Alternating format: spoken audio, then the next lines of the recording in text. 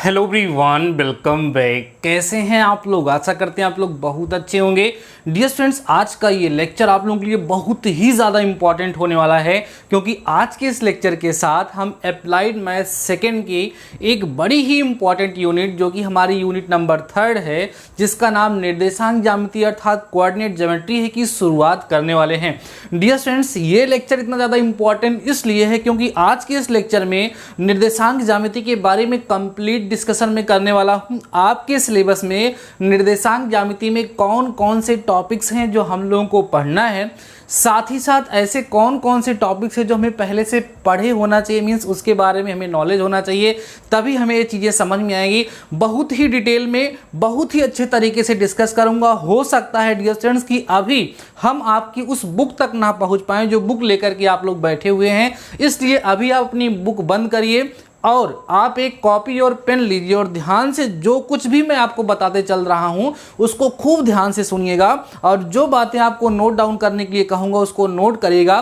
क्योंकि अगर आप लोगों ने आज के इस लेक्चर को कंप्लीट देख लिया ना डियर स्टूडेंट्स, पूरा विश्वास दिलाता हूं कि पूरी निर्देशांक ज्यामिति आपकी चुटकियों पर होगा। कोई भी टॉपिक आपको बिल्कुल टफ लगेगा ही नहीं। साथ ही साथ निर्देशांक ज्यामिति एकदम आंखों से दिखेगी, जबरदस्त। कहते हैं ना कि मैं मैथ्स आपको आंखों से दिखा दूंगा, तो सारी चीजें ऐसे फील आप लोग करेंगे और किसी प्रकार का क्वेश्चन सॉल्व करने में कोई डाउट नहीं होगा। तो डियर स्टूडेंट्स, बहुत ही बेसिक से स्टार्ट करेंगे।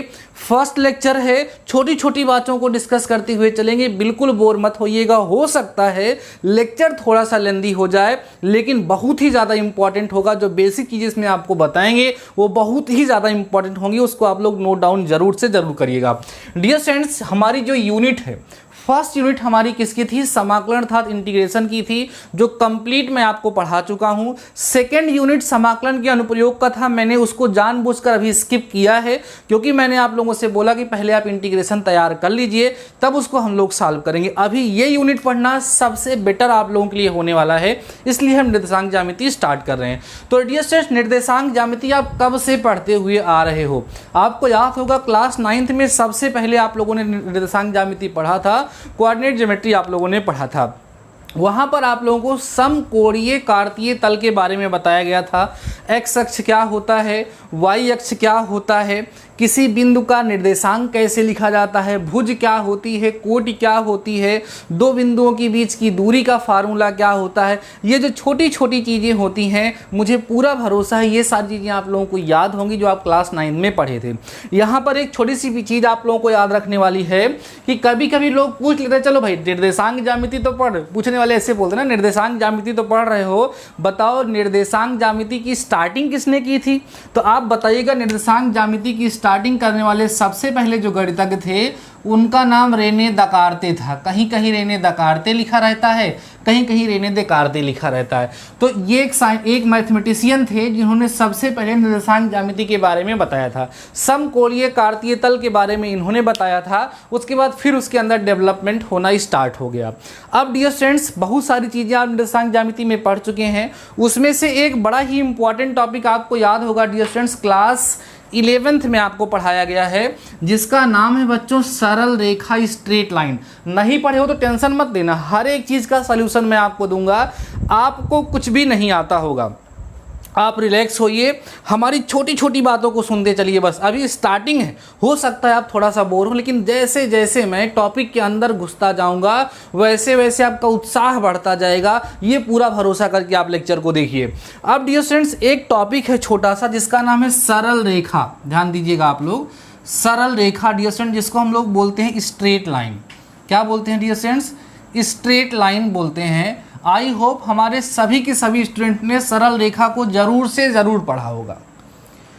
अगर आप क्लास 10th में पुराने स्टूडेंट हैं तो पहले क्लास 10th में भी हुआ करता था, अभी जब से NCERT का पैटर्न आ गया है, क्लास 11 में पहुंच गया है, तो अगर आप 10th पास आउट होकर के ही पॉलिटेक्निक कर रहे हैं तो ये चैप्टर आप वहाँ पर नहीं पढ़े होंगे। लेकिन आपको याद दिला दूँ डियर स्टूडेंट्स की पॉलिटेक्निक इंट्रेंस एग्ज़ाम, जो पॉलिटेक्निक इंट्रेंस एग्ज़ाम आप लोगों ने दिया था, तो पॉलिटेक्निक एंट्रेंस एग्जाम में आपके सिलेबस में ये चैप्टर था सरल रेखा, और मैंने आप लोगों को बहुत ही अच्छे तरीके से पढ़ाया था।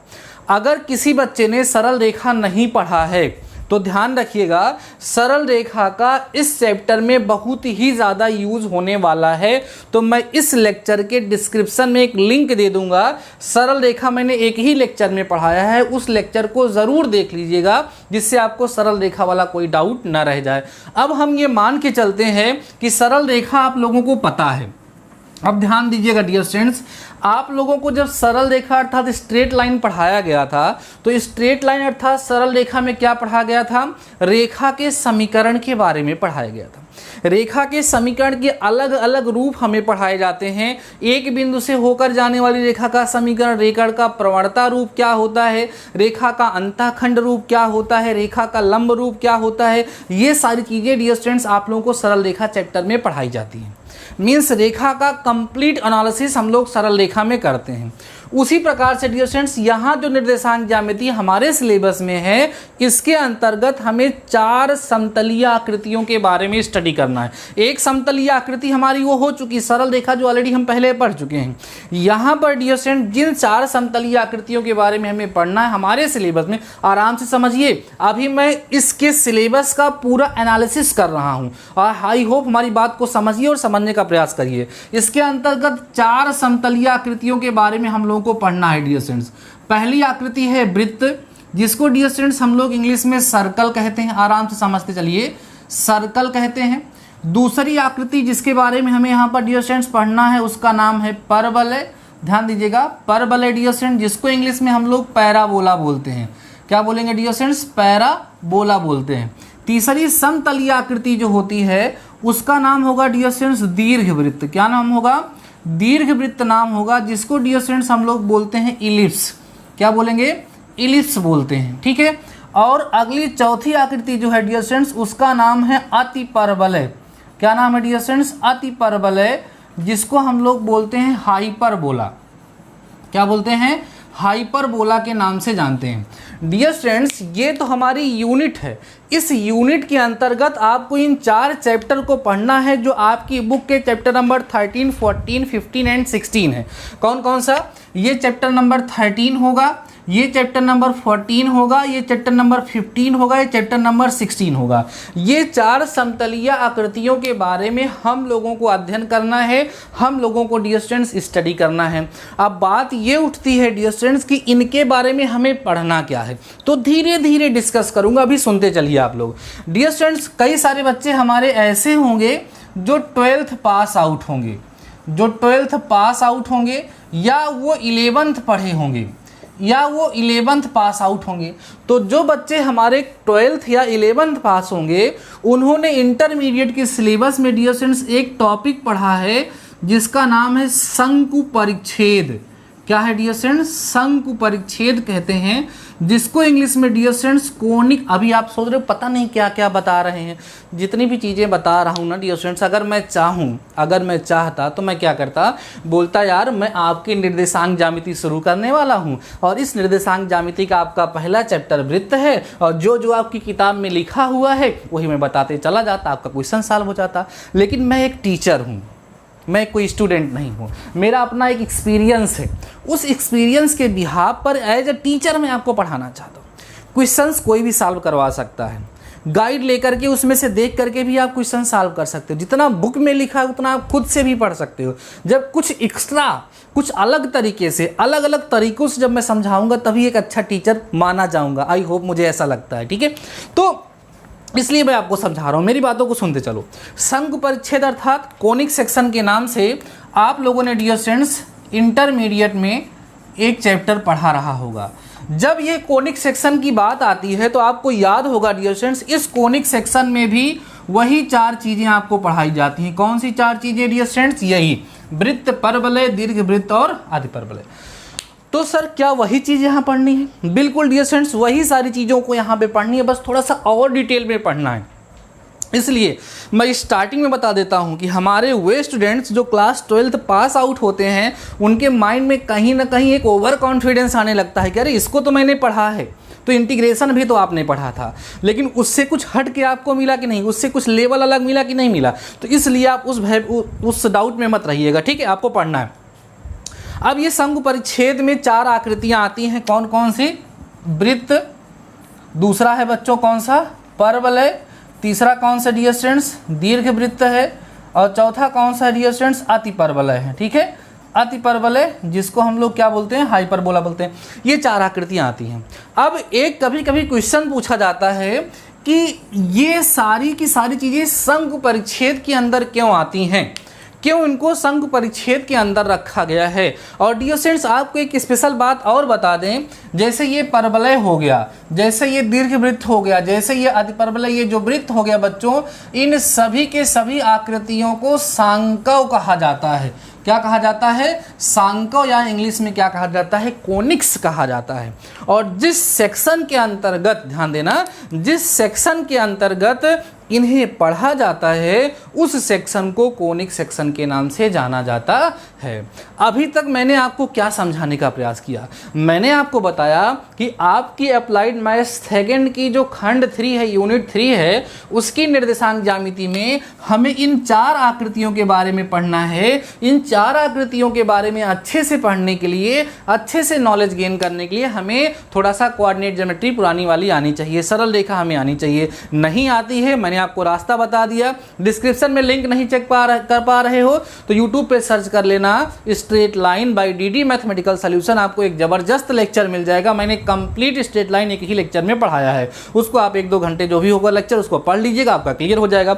अब हमने इस पर थोड़ा सा एनालिसिस करना सिखाया कि ये 4 चीज़ें जिस सेक्शन के अंदर, जिस परिच्छेद के अंदर पढ़ी जाती हैं, उस परिच्छेद को, उस सेक्शन को शंकु परिच्छेद, कोनिक सेक्शन के नाम से जाना जाता है। और ये जो हमारे पास हैं, वृत्त है, परवलय है, दीर्घवृत्त है, अतिपरवलय है, इन सबको कोनिक्स, इन सबको सांकव कहा जाता है। सबसे पहले किसने स्टार्टिंग की निर्देशांक ज्यामिति की, रेने देकार्ते ने। ये सारी बातें आपको स्पष्ट हो गई होंगी। अब एक छोटे से प्रश्न का जवाब और मैं आपको देना चाहूँगा, उसके बाद फिर धीरे धीरे हम लोग आएंगे अपने टॉपिक पे और बढ़ेंगे कि हमें वृत्त में क्या पढ़ना है, कैसे पढ़ना है, और उसको डियर स्टूडेंट्स हम लोग पढ़ना स्टार्ट कर देंगे। आइए फर्स्ट ऑफ ऑल हम लोग ये डिस्कस करते हैं कि हमारे पास जो वृत्त है, जो परवलय है, जो दीर्घवृत्त है, जो अतिपरवलय है, इन सब को सांकव क्यों कहा जाता है, इनको शंकु परिच्छेद के अंतर्गत क्यों पढ़ा जाता है। मीन्स 2 चीज़ें हमारे सामने नई निकल के आई हैं डियर स्टूडेंट्स। एक है शंकु परिच्छेद, ध्यान देना, एक है शंकु परिच्छेद जिसको हम लोग बोलते हैं बच्चों कोनिक सेक्शन। क्या बोलेंगे, कोनिक सेक्शन बोलेंगे। एक नया वर्ड हमारे सामने निकल करके आया है। दूसरा वर्ड जो हमारे सामने निकल करके आया है बच्चों, उसका नाम है क्या, सांकव। उसको हम लोग क्या बोल रहे हैं, सांकव बोल रहे हैं, जिसको हम लोग कोनिक्स कहते हैं। ठीक है, देखो बच्चों, यह सभी की सभी चीज़ें, वृत्त, परवलय, अतिपरवलय, दीर्घवृत्त, इन सबको सांकव क्यों कहा जाता है, क्योंकि डियर स्टूडेंट्स ये सभी की सभी डबल नैप्ड कोन से काट करके निकाले गए होते हैं। समझाता हूँ, देखिएगा डियर स्टूडेंट्स, एक लाइन ऐसे खींच ली जाती है, इसको बच्चों अक्ष रेखा या लाइन ऑफ एक्सिस कहते हैं, और एक लाइन इस पे ऐसे खींच जाती है, इसको लाइन ऑफ जनरेटर कहा जाता है। ये बच्चों क्या है, एक्सिस है, अक्ष जिसको कहा जाता है, और ये जनक रेखा है, जनक रेखा चाहे कह दो, चाहे लाइन ऑफ जनरेटर इसको कह दिया जाता है। जस्ट इमेजिन, थोड़ी सी कल्पना करिएगा डियर स्टूडेंट्स, थोड़ी सी कल्पना करिएगा, अगर हम इस सिरे को पकड़ करके इसको ऐसे ऐसे घुमाएं, ऐसे जैसे कर रहे हो, देखो ऐसे घुमाएं, तो आपको कुछ इस तरीके का फिगर बनता हुआ नजर आएगा। आपको कुछ इस तरह की आकृति डियर स्टूडेंट्स क्या होगी, फाइंड होगी। ये जो फाइंड हुई है डियर स्टूडेंट्स, इसको डबल नैप्ड कोन कहा जाता है, डबल नैप्ड कोन के नाम से जाना जाता है। और ये जितनी भी आकृतियां होती हैं, चाहे हम वृत्त की बात कर लें, चाहे तो हम परवलय की बात कर लें, ठीक है डियर स्टूडेंट्स, चाहे तो हम अतिपरवलय की बात कर लें, ठीक है, चाहे तो हम दीर्घवृत्त की बात कर लें, ये सभी की सभी आकृतियां इसी डबल नैप्ड कोन अर्थात द्विनैपे, ध्यान दो इसको बोलते हैं द्विनैपे कोण से ही काट करके निकाली जाती हैं, इसी से ये बनती हैं, इसी से ये प्राप्त होती हैं। इसीलिए चूंकि ये शंकु के ही सेक्शन हैं, शंकु से ही काट के निकाले गए हैं, इसीलिए इसको डियर स्टूडेंट शंकु परिच्छेद कहा जाता है, इसीलिए इसको कोनिक सेक्शन कहा जाता है। उसी के सेक्शन है, इसलिए इनको शांकव या इनको कोनिक्स के नाम से जाना जाता है। क्लियर हो गई बातें। ये तो था थोड़ा सा डियर स्टूडेंट्स हमारे सामने और आपसे मिल करके एक स्मॉल सा डिस्कशन कोनिक्स के बारे में। मैं सारी चीज़ों को एक साथ आपके साथ इसलिए रख देना चाहता था जिससे आप लोग इन सारी चीज़ों के बारे में अच्छे से अवगत हो जाए कि हमें पढ़ना क्या क्या है। ओवरऑल ये सारी बातें क्लियर हो गई कि ये जो 4 चैप्टर हम लोगों को पढ़ना है, इन 4 चैप्टर में हमें वृत्त पढ़ना है, हमें परवलय पढ़ना है, हमें दीर्घ वृत्त पढ़ना है और डियर स्टूडेंट्स हमें क्या पढ़ना है, अति परवलय पढ़ना है। अब बात होती है कि सर यह वृत्त के बारे में हम क्या पढ़ेंगे, परवलय के बारे में हम क्या पढ़ेंगे और उसके दीर्घ वृत्त के बारे में हम लोग क्या पढ़ेंगे। तो डियर स्टूडेंट्स आपको याद होगा कि आप लोगों ने सरल रेखा के बारे में क्या पढ़ा है। सरल रेखा क्या होती है, स्ट्रेट लाइन क्या होती है, ऑलरेडी इस चीज़ को हम लोग बहुत पहले से जानते हैं। हम लोगों ने 2 बिंदुओं से होकर जाने वाली रेखा का समीकरण पढ़ा, अर्थात रेखा के अलग अलग समीकरणों के बारे में सरल रेखा चैप्टर में हम लोगों ने पढ़ा है। उसी प्रकार से डियर स्टूडेंट्स हमारे ये जो 4 शांकव हैं, ये जो 4 आकृतियां हैं, वृत्त, परवलय, दीर्घवृत्त और अति परवलय, circle, parabola, hyperbola and ellipse, हमें क्या करना है, इन चारों आकृतियों के बारे में पढ़ना होगा। जैसे हम बात करते हैं वृत्त की, तो जब हम वृत्त को पढ़ना स्टार्ट करेंगे डियर स्टूडेंट्स, तो सबसे पहले हम लोग ये जानेंगे कि वृत्त होता क्या, मीन्स उसकी बेसिक सी डेफिनेशन। वृत्त से रिलेटेड छोटे छोटे टर्म्स क्या होते हैं, जैसे वृत्त की जीवा क्या होती है, वृत्त की छेदक रेखा क्या होती है, वृत्त की स्पर्शी क्या होती है, मीन्स उससे रिलेटेड जो भी टर्म्स होंगे छोटे छोटे, उन छोटे छोटे टर्म्स को हम लोग सीखेंगे। उसके बाद हम लोग वृत्त का समीकरण पढ़ेंगे। किसका समीकरण पढ़ेंगे, वृत्त का समीकरण पढ़ेंगे, वृत्त का इक्वेशन पढ़ेंगे। उसके भी अलग अलग रूप होंगे, देन उन्हीं के इक्वेशन के आधार पर, उसकी प्रॉपर्टी के आधार पर तमाम प्रकार के क्वेश्चंस होंगे। उन्हीं सारे क्वेश्चंस को हम लोगों को सॉल्व करना होगा। मुझे पूरा भरोसा है कि हम इस लेक्चर के माध्यम से अभी तक जो आपको प्रोवाइड कराने का प्रयास कर रहे थे, जो भी चीज़ें हम आपको बताना चाह रहे थे, वो सारी चीज़ें आपको समझ में आ चुकी हैं कि अब आपको क्या क्या पढ़ना है। तो डियर स्टूडेंट्स हमारा पहला टॉपिक जो होने वाला है वो क्या होने वाला है डियर स्टूडेंट्स, वृत्त होने वाला है, जिसको हम लोग क्या कहते हैं, सर्कल कहते हैं। ठीक है, जो कि हमारा चैप्टर नंबर क्या होगा, 13 होगा। ध्यान दो, चैप्टर नंबर 13 की अब हम लोग शुरुआत करेंगे। लेकिन डियर स्टूडेंट्स आज के इस लेक्चर को मैं इससे ज़्यादा बड़ा नहीं करना चाहूँगा, क्योंकि अभी मैं आपको ये चीज़ नहीं पढ़ाना चाहता हूँ। कुछ इंपॉर्टेंट चीज़ें हैं जो आपको आनी चाहिए, कुछ होमवर्क, कुछ टास्क मैं आज दे रहा हूँ, उन सभी टास्क को आप लोग तैयार कर लीजिए। अभी आज के इस लेक्चर में क्या पढ़ना है, कैसे पढ़ना है, कंप्लीट इंट्रोडक्शन आपको मैंने दे दिया है। आपको एहसास हो गया होगा, आपको अंदाज़ा लग गया होगा कि कैसे क्या क्या पढ़ना है। अब इन सभी चीज़ों को जानने के लिए आपको कुछ चीज़ें पता होनी चाहिए। नंबर पहला डियर स्टूडेंट, समकोणीय कार्तीय निर्देशांक जो होता है, या आप सिंपल से निर्देशांक ज्यामिति में जो दूरी का सूत्र है, ध्यान दो डियर स्टूडेंट्स, दूरी का सूत्र जो है या जो विभाजन सूत्र है डियर स्टूडेंट्स, ये सारी चीज़ें आपको थोड़ा सा याद करनी होगी, तैयार करनी होगी। अगला चीज़, अभी हमने बात की थोड़ा सा सरल रेखा की। किसकी बात की डियर स्टूडेंट्स, सरल रेखा की। ठीक है, जिसको हम लोग क्या बोलते हैं, स्ट्रेट लाइन।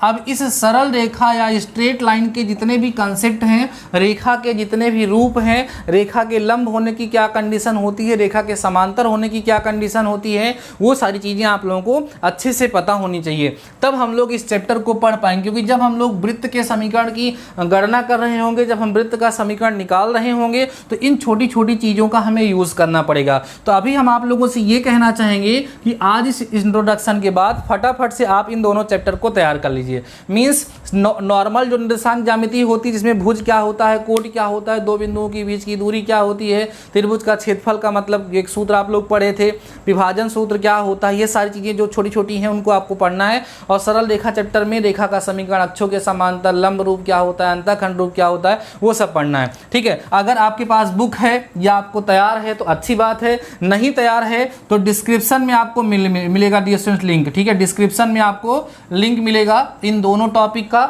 वहां से पढ़ लीजिए, या आप यूट्यूब पे सर्च करिएगा क्या, सरल रेखा straight line by DD mathematical solution, coordinate geometry by DD mathematical solution, आपको लेक्चर मिल जाएगा, उसको आप लोग प्रिपेयर कर लीजिएगा। और साथ ही साथ प्लीज डियर स्टूडेंट्स आप लोग कमेंट सेक्शन में जरूर बताइएगा कि आज के इस लेक्चर में जो कुछ भी मैंने आपको बताने का प्रयास किया कितना हद तक आपको समझ में आ गया है। अगली चीज, आपके ये दोनों टॉपिक प्रिपेयर हो गए या नहीं हो गए। जैसे ही आपका टॉपिक प्रिपेयर होगा, चाहे लेक्चर को देख करके या अपने आप से, मुझे कमेंट सेक्शन में जरूर बताना कि हाँ सारी चीजें मुझे क्लियर हैं, अब आराम से हम वृत्त पढ़ने के लिए तैयार हैं। बाकी नेक्स्ट लेक्चर में एकदम धुआंधार तरीके से आपको वृत्त पढ़ाऊंगा, बस ये दो चीजें आपको तैयार होनी चाहिए, बस मुझे पूरा भरोसा है हमारे डियर स्टूडेंट्स हमारी बात को मानेंगे। डिस्क्रिप्शन में दिए गए लिंक की सहायता से सरल रेखा चैप्टर को अच्छे से तैयार कर लेंगे, जिससे नेक्स्ट लेक्चर में जब हम आपको अच्छे तरीके से वृत्त पढ़ाने का प्रयास करें, समझाने का प्रयास करें, तो हमारे भाव को आप समझ पाएं और सभी प्रश्नों को हल कर पाएं। आशा करते हैं डियर स्टूडेंट्स ये लेक्चर आपको पसंद आया होगा। पसंद आया है तो एक बार फटाफट से बहुत तेजी से इस लेक्चर को शेयर कर दीजिए, जिससे ज़्यादा से ज़्यादा बच्चों को पता चल सके कि हाँ डीडी मैथमेटिकल सॉल्यूशन पे हमारी नई यूनिट स्टार्ट हो चुकी है, जिसका नाम निर्देशांक ज्यामिति है। बाकी आज के इस लेक्चर में बस इतना ही। मैंने सोचा था लेक्चर थोड़ा लॉन्ग करूँगा, लेकिन ये सारी कंडीशन को देखते हुए आज के इस लेक्चर को मैं छोटा रखता हूँ। कल से लेक्चर बड़ा होगा और अच्छे से आपको कवर कराया जाएगा। बाकी मिलते हैं नेक्स्ट लेक्चर के साथ, तब तक के लिए शानदार रहिए और पढ़ते रहिए।